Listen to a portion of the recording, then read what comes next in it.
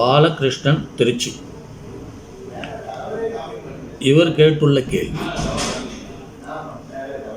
திருமணத்திற்கான ஜாதக அனுகூல பொருத்தம் பார்க்கும்போது ராசி கட்டத்தில் உள்ளவாறு பார்ப்பதா அல்லது பாவக கட்டத்தை பார்க்க வேண்டுமா?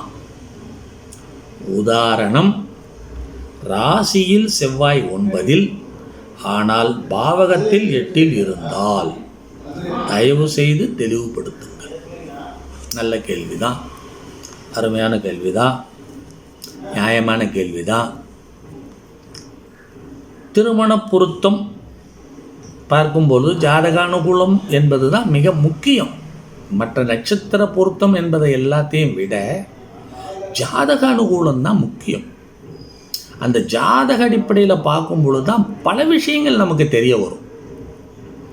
வெறும் நட்சத்திரத்தில் அடிப்படையில் பார்த்தோம்னா அந்த 10 பொருத்தம் பார்க்கும்பொழுது என்னென்னா அதில் ஒன்றுமே தெரியாது, நமக்கு எந்த விஷயமும் தெரியாது. ஜாதக அடிப்படையில் பார்க்கும்பொழுது தான் லக்னத்திலிருந்து 12 பாவங்களையும் ஆய்வு பண்ணும்போது ஒவ்வொரு பாவ நிலையும் பொண்ணுக்கு எப்படி இருக்குது, ஆணுக்கு எப்படி இருக்குன்னு பார்த்து ஜாதக அனுகூல நிலையை நாம் எடுத்துக்கிறதுக்கு வசதி எதுடான்னா ஜாதக ஆய்வு பலன்தான். ஆகையினால் நான் என்ன சொல்கிறேன், திருமண பொருத்தத்துக்கு ஜாதகத்தினுடைய அடிப்படையில் பலன் பாருங்கள்னு தான் சொல்கிறேன். இந்த 10 பொருத்தத்துக்கு முக்கியத்துவம் தர்றதில்லை. நான் 16 பொருத்தம் போடுவேன். அது எதுக்காக போடுறேன்னா, நம்மக்கிட்ட கேட்குறவங்க எதையுமே எழுதி கொடுக்கல அப்படின்னா, என்ன ஒன்றுமே சொல்லாமல் ஜோசியர் விட்டுட்டாரே, எதையும் எழுதியே கொடுக்கலையேம்பாங்க. அதனால் அவங்களுக்கு ஒரு திருப்திக்காக அந்த நட்சத்திரத்தை போட்டு அதையெல்லாம் எழுதி கொடுத்து ஜாதக அனுகூலம், தசானுகூலம், யோக அனுகூலம் இதெல்லாம் கொடுப்பேன். அதனால் நமக்கு என்ன வேணும் அப்படின்னு கேட்டிங்கன்னா, நிச்சயமாக அது வேணும், ஜாதக அனுகூலம் வேணும். அப்போ ஜாதக அனுகூலப்படித்தான் நாம் பலன்கள் பார்க்கணும். அப்போது நீங்கள் என்ன கேட்டிருக்கீங்க, ஜாதக அனுகூலப்படி பார்க்கும்போது ராசி கட்டத்தில் உள்ளவாறு பார்ப்பதா அல்லது பாவகட்டத்தை பார்க்க வேண்டுமான்னு கேட்டிருக்கீங்க. இது ஒரு கொஞ்சம் சிக்கலான கேள்வி தான். ஏன் சிக்கலான கேள்வின்னு கேட்டிங்கன்னா, பொதுவாக எல்லாரும் பார்க்குறது ராசி கட்டத்தை மட்டும்தான் பார்க்குறாங்க. ராசி கட்டத்தை பார்த்துட்டு அதை வச்சுக்கிட்டே முடிவு சொல்லிடுறாங்க. பாவகட்டத்துக்கிட்ட வர்றதில்லை. 100க்கு 95 பேர்த்த, ஏன் 97, 98 பேர்த்த கூட சொல்லலாம், பாவகட்டத்துக்கிட்ட வர்றதில்லை. சரி, என்கிட்ட கேட்டிருக்கீங்க, நீங்கள் எப்படி பார்ப்பீங்க அப்படின்னு கேட்குறீங்க. நான் பாவகட்டத்துக்கிட்ட வருவேன். ராசி கட்டத்தை வச்சுக்கிட்டு பாவகட்டத்தையும் பக்கத்தில் வச்சுக்கிட்டு எந்தெந்த கிரகங்கள் பாவத்தில் மாறி இருக்குன்னு பார்ப்பேன். இப்போ நீங்கள் கேட்டிருக்கீங்க பார்த்தீங்களா, 9ல் இருக்கக்கூடிய செவ்வாய் 8க்கு மாறி இருக்குன்னா என்ன அப்படின்னு கேட்டிருக்கீங்க இல்லையா? அப்போது அதனுடைய அடிப்படையே மாறும்.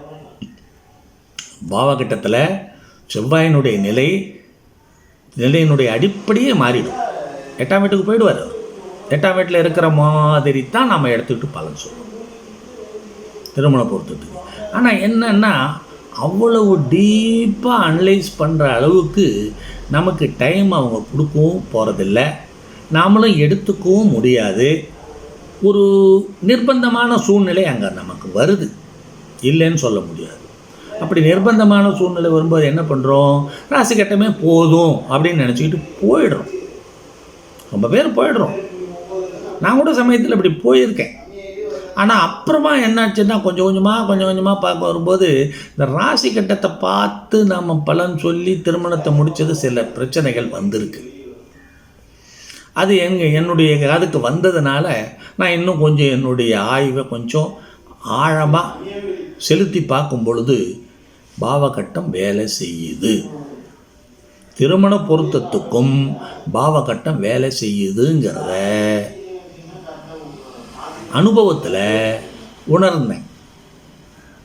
உணர்ந்த உடனே நான் கொஞ்சம் பாவகட்டத்தையும் எடுக்க ஆரம்பிச்சுக்கிட்டேன். அதையும் எடுத்துக்கிட்டு பாவகட்ட பிரகாரமும் 2 பேர்த்தையும் ஆய்வு பண்ணுறதுக்கு ஆரம்பித்தேன்.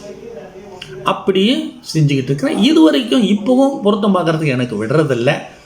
எனக்கு வாட்ஸ்அப்பில் வந்துக்கிட்டு தான் இருக்குது. பொருத்தம் பார்க்குறது மட்டும் நான் செஞ்சுக்கிட்டு இருக்கேன். நான் பாவகட்டத்தை எடுத்துக்கிறேன்.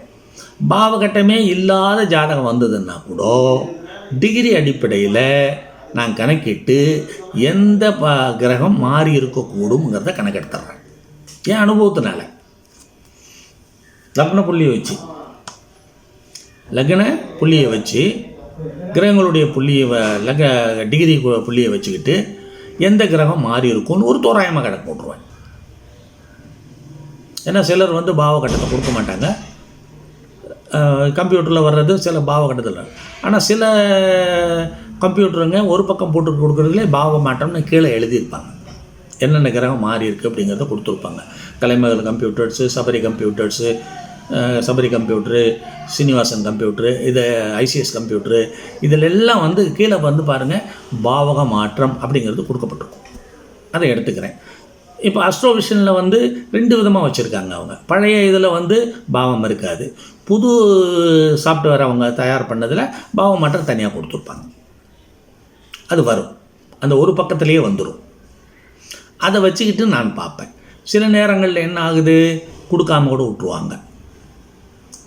அப்போ நான் என்ன பண்ணுவேன், டிகிரி கொடுத்துருப்பாங்க, பாவ மாற்றம் மட்டும் இருக்காது. அப்போ நான் டிகிரியை கணக்கெடுத்து அந்த டிகிரியிலேருந்து தோராயமாக ஒரு கணக்கு போட்டு எந்த கிரகம் மாறி இருக்குன்னு குறிச்சிக்குவேன். அந்த கட்டத்தில் பென்சிலில் குறிச்சிக்கிட்டு 2 பேர்த்துக்குமே, ஆணுக்கும் பெண்ணுக்கும் குறிச்சிக்கிட்டு அந்த அடிப்படையில் நான் நிர்ணயம் பண்ணி கொடுத்துருக்குறேன். அது சரியாக வருது. ஆகையினால் பாவகட்டத்தையும் எடுத்துக்கொள்வது நல்லது என்பது என்னுடைய தாழ்மையான அபிப்பிராயம். இது கட்டாயமில்லை, வற்புறுத்தலும் அல்ல. நல்லா யோசனை பண்ணிக்கோங்க மிஸ்டர் பாலகிருஷ்ணன். நீங்களே இதில் ஒரு முடிவுக்கு வரலாம். வச்சு ராசி கட்டத்தையும் ஆய்வு பண்ணி பாருங்கள், பாவகட்டத்தையும் வச்சு ஆய்வு பண்ணி பாருங்கள். உங்களுக்கு தெளிவாக புரிஞ்சு போயிடும். இப்போ நீங்களே கொடுத்துருக்கீங்க பாருங்கள். உதாரணமாக ராசியில் 9 செவ்வாய், அவர் பாவத்தில் 8 இருந்தால், அப்போ 8 இருக்கிற மாதிரி தானே அவர் வேலை செய்வார். அப்போ செவ்வாய் 8 இருக்கிறாருன்னு தானே எடுத்துக்கணும். அதானே கரெக்டாக வரும். அது அனுபவத்தில் தானே வந்துடுமே. வரும். நீங்கள் 2ஐயும் வச்சு டேலி பண்ணி பார்த்தீங்கன்னா உங்களுக்கு புரியும். அப்போ அந்த செவ்வாய் 8 இருக்கும்போது செவ்வாய் தோஷமாக வரும். அந்த விதிவிலக்குகளை பார்க்கணும். செவ்வாய் தோஷ விதிவிலக்குகள் பார்க்கணும். எத்தனை விதிவிலக்குகள் இருக்குன்னுட்டு என்னுடைய முகூர்த்த தரங்கணியில் கொடுத்துருக்கேன். செவ்வாய் தோஷ விதிவிலக்குகள் பற்றி என்னுடைய ஜோதிட ஆராய்ச்சி திரட்டிலையும் கொடுத்துருக்கேன், கலத்திர பாவமும் இல்வாழ்க்கையிலையும் கொடுத்துருக்கேன், முகூர்த்த தரங்கினிலையும் கொடுத்துருக்கேன். செவ்வாய் தோஷ விதிவிலக்குகள் எப்படி இருக்கும் அப்படிங்கிறத கொடுத்துருக்கேன். தேவகேரள மூலநூல் அடிப்படையில் கொடுத்துருக்குறேன். அதை பாருங்கள், அதையும் எடுத்துக்கோங்க. செவ்வாய் 8 இருக்கார் அப்படின்ட்டு செவ்வாய் தோஷம்னு முடிவு பண்ணிட்டாதீங்க. விதிவிலக்கையும் எடுத்துக்கோங்க. ஒவ்வொரு கிரகத்துக்கும் ஒவ்வொரு விதிவிலக்கு உண்டு, இருக்குது ஜோதிட சாஸ்திரத்தில். நான் தான் சொல்லியிருக்கேன்ல, இது ஒரு பெரிய சமுத்திரம். இதில் நாம் தெரிஞ்சுக்கிட்டு ஒரு 2 கை தண்ணி குடிச்ச அளவுக்கு தான். இன்னும் எவ்வளவோ இருக்குது, தெரிஞ்சுக்கிட்டே வரலாம். படிப்படியாக நம்ம பார்க்க தெரிஞ்சுக்கிட்டே வந்துடும், அனுபவத்தில் வந்துடும்.